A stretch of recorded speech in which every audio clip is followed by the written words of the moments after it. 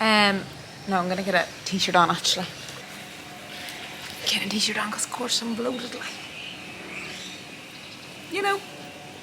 Okay, first things first, we have to talk about the bird, right? If you've watched my vlogs before, you know when I live in this house, there's a bird next door. He has about 100 birds and it goes like this, woo! But I kind of don't hate it anymore. You can hear me calling. And I have to undo this because, ow. Okay, so I'm just gonna make like a little video about my diagnosis of, still don't know how to say it, adenomyosis. I can't say it. And even I went to, oh no, let's, first of all, I don't know how to say it. Is there a way you can just Google it and then it tells you? Ooh. Adenomyosis. Still can't say it. Anyway, basically, right. So it's similar to endometriosis in that, so basically I haven't been tested for endometriosis in any other place apart from the womb. Oh my god, that bird.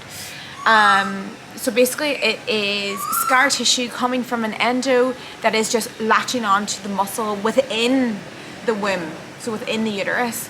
So the difference between endo is that endo is on the outside. So basically with endometriosis, you can go in and you can imagine. You can go in and you can scope it out. The thing is about endometriosis is that, so this, I don't know, like, you can probably tell me more, is that you can go into surgery and you can take it out, but it does come back, so there's like no real cure for endo. But you can go into surgery and take it out and manage the pain, whilst with the one that I have, you cannot, from what I've known, by the sounds of it, you cannot go into the womb and take it out. And I think there is some people that have actually said like they did some sort of surgery where they got it out. Not sure, haven't read about that yet. So basically the only way to get rid of it is have a hysterectomy or just deal with the pain. How did I know I had it? I bet there was a lot of symptoms the last year. I mean, I feel like I've had it a long time, but like in the last year they've really increased in the symptoms. And I don't think, like if I was on contraception, I don't think I would ever know, because obviously like I started, so basically a lot of people get really, really heavy periods, really, really painful, and it's not normal to have a painful period. It really is not. There's a book called The Period Repair Manual, and like you read that and you're like, okay, it's these periods that I'm having are not normal. So mine was very painful. I would have symptoms 10 days before, painful, like full of water, like my boobs, like pellets, like so like walking up and like going up and down the ramps in my bike or in the car, like oh, like I mean severe pain. But the difference with me is the last few months, the last straw for me was so anyway the periods, and then the hair falling out was probably, I don't know which one's worse. The hair falling out has made me feel so unfeminine and so like I just feel not like me. You can see here that this is broken again, but I went through this whole hair journey, and then sure it just kept my scalp was really, really sore, and then I knew when the scalp was very sore that the hair was gonna start falling out again. So every time the scalp was sore, I'm like, oh, here we go. So it just kept happening. Like I would go on this hair and my hair would grow and I'd be like, yay, and then it would just happen again. So the hair kept falling out, and you know, that could be something else. I don't know if that's even got to do with can't say it. And so yeah, had the hair growth and the very sore periods. Now the thing for me though was very different from other people, because people have very heavy periods. Now mine's was blood clots, but not heavy. So I was getting, this is when I started to notice, I was like, the first day there's a bit of red blood, that's it. Then I can barely wear a tampon because there's hardly any blood. But this could also be the low iron, because the low iron as well, a lot of things going on in my body, guys, I know. So yeah, so then there was these periods that were just every time I have a period, like really sore for 10 days, coming to my period, very, very sore and tired. And then just a blotch of clot every day. Like you couldn't even put a tampon up there. I mean, I tried a few times, like, you know, but a blotch. It was like a blotch, but from what other people's symptoms, like that is not really normal, but usually people have really heavy periods.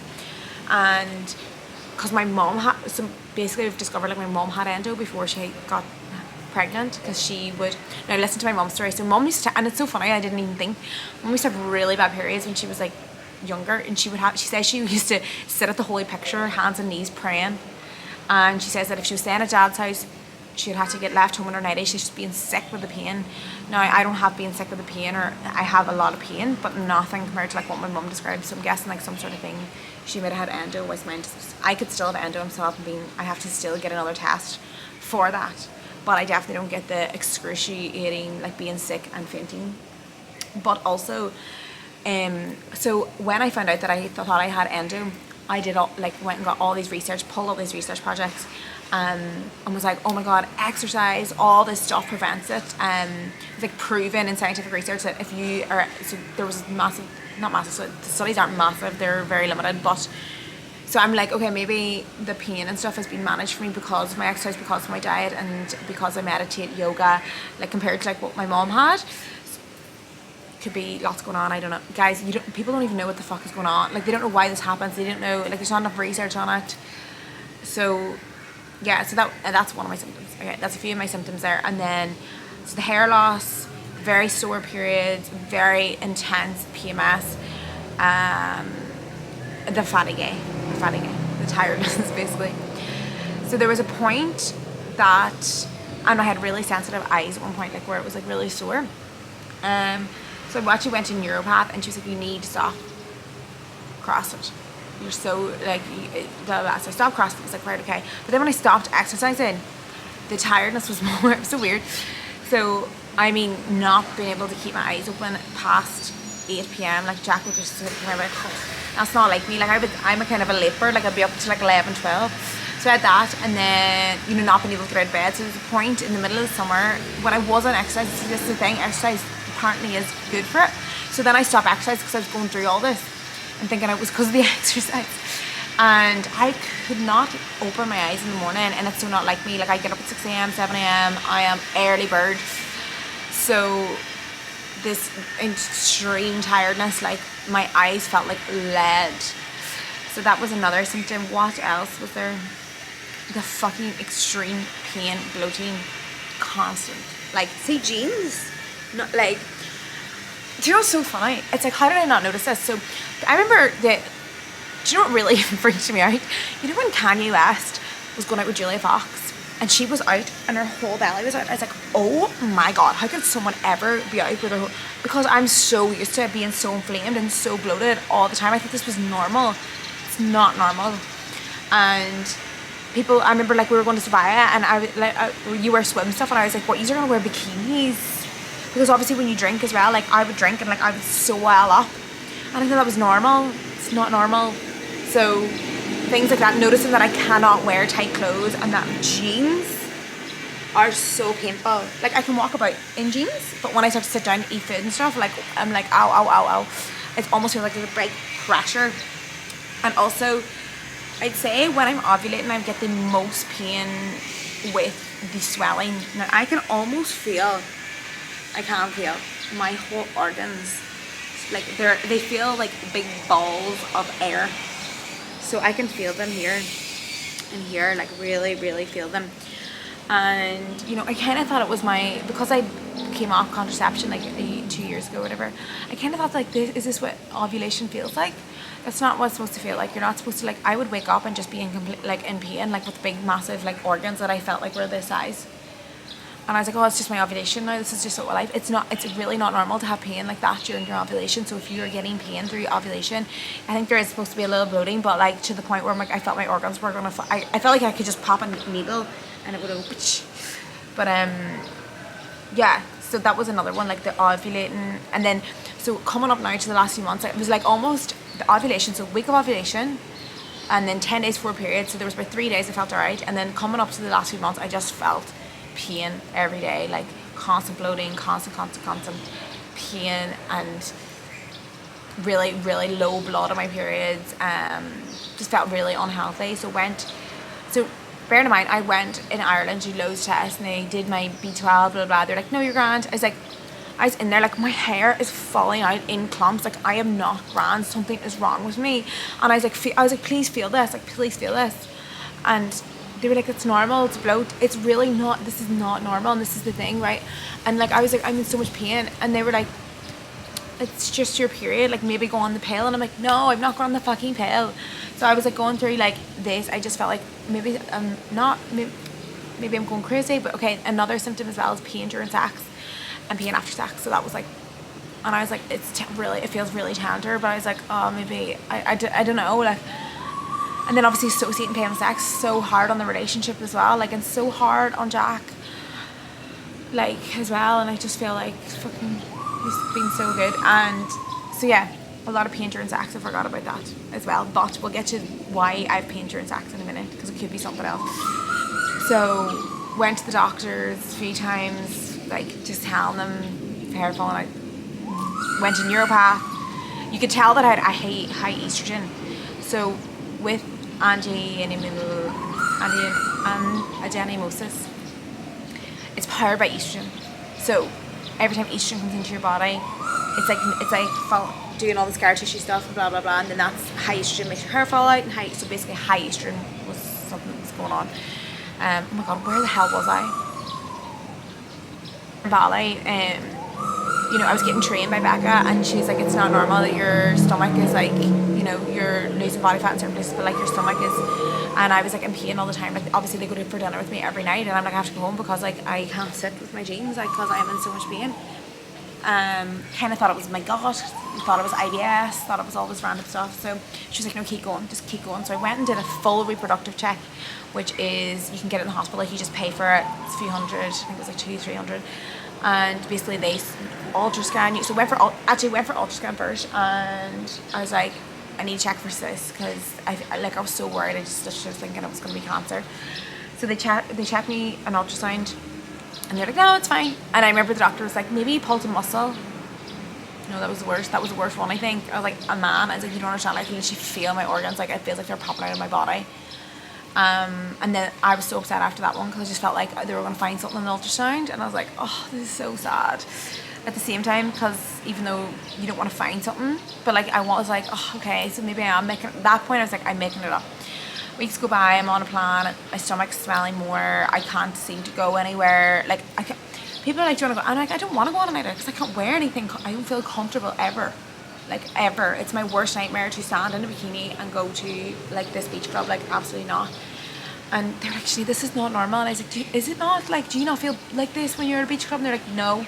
So I was like, okay, I'm gonna go back. So I went back, got a full reproductive, and the swab came back that there was inflammation and infection in my cervix, and I had really low blood cells, white blood cells. So they brought me back in, and I went back in, and she looked at my cervix. She was like, and I was like, did they not look at my cervix? I've done, I have done like 4 smears trying to figure this out. She's like, no, we don't look. They don't look at the cervix. They just swab. So I looked at the cervix, and they looked at the cervix. She took a photo of it with my phone. There is a full-on photo of my cervix on my phone. And she's like, how are you having sex? Like, this must be so painful. And I was like, what?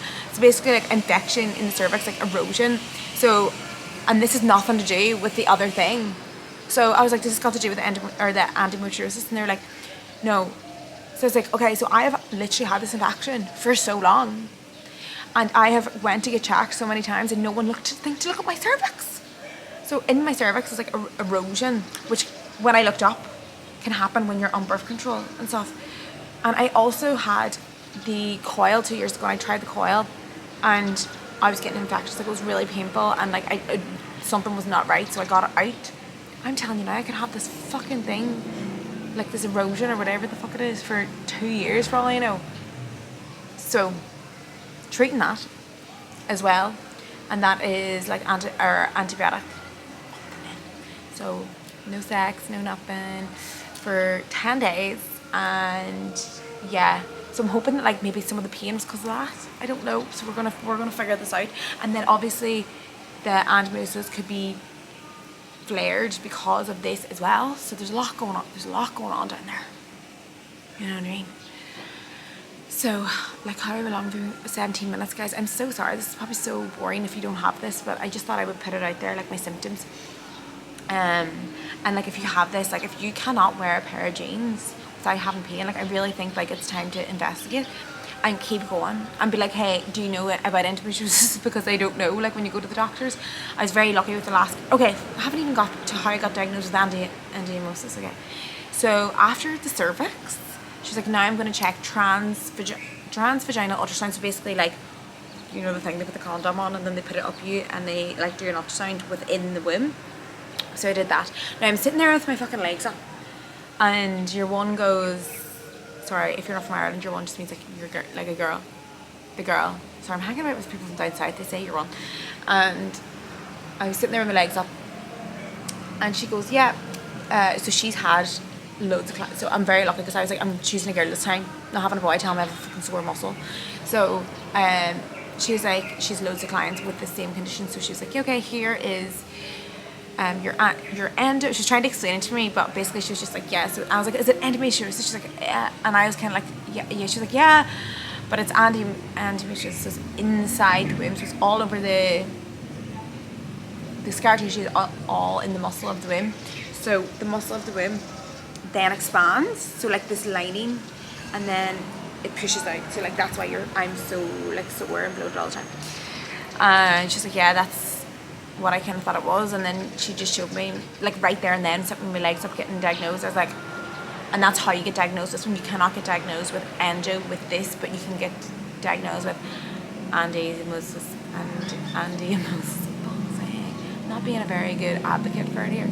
So yeah, up the ninny, and she just showed me all scar tissue, and that's where I burst out crying.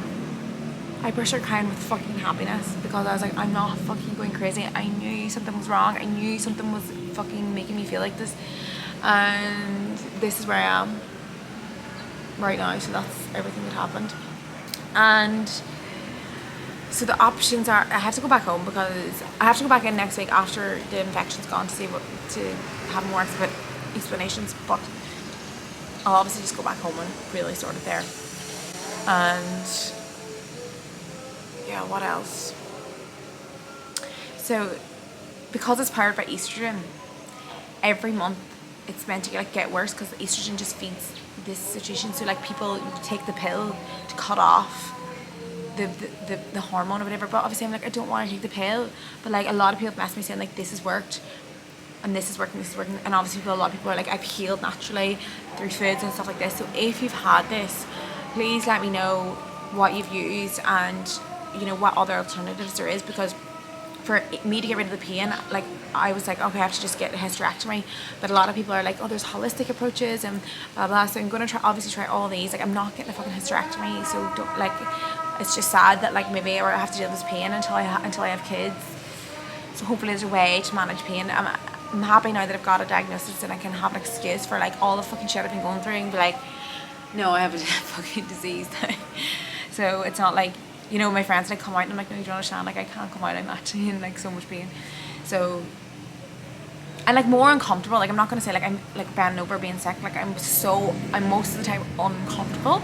So, and a lot of people says, you know, gluten makes it worse, alcohol makes it worse, stuff like this. So I'm trying to, like, yesterday I had a pizza, so I was like, come on, last time.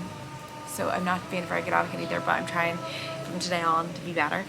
And as you can see, I'm very positive today about it. Like, I was literally crying my eyes out for like 4 days, because like the thought of like not being able to have kids was just tearing me. And not even that, like for your partner as well. Like, for me to turn around to Jack and be like, I don't think I can give you kids, like, that was, but then so many people sent me these amazing success stories, and I was like, okay, I have so much hope. Like, I mean, so many people sent me messages saying they have had babies with the same conditions. So I was like, oh my god, this is amazing. So and then there was also people that was like, look, it wasn't possible for me because I had to get a hysterectomy. So obviously that's scary as well. But yeah, this girl is not getting a hysterectomy. I am going to begin healing today. I've already started green juice, celery, all that jazz. And yeah, that is my symptoms, and what I'm doing next I do not know, so I have to wait till I go home and like see a specialist. So and I'm happy, you know, that I can exercise again, because exercise is meant to be really good, yoga's meant to be really good. I've got acupuncture tomorrow, So I'll let you know how that goes. And yeah, I thought I was going to cry in this video, but I'm very positive today, even though I'm so flared. Like my belly is like, but I'm like, that's my fault because I had a pizza yesterday. That obviously gluten and cheese is meant to be not, and meat. I don't know. Anybody tried meat free or vegetarian after this? Like, please let me know. Please let me know what you tried and what you got rid of your pain, and we can all be endometriosis, adenomyosis sounds right. Adenomyosis. Okay. First of all, I gotta find out how to say it. And yeah, I better go now.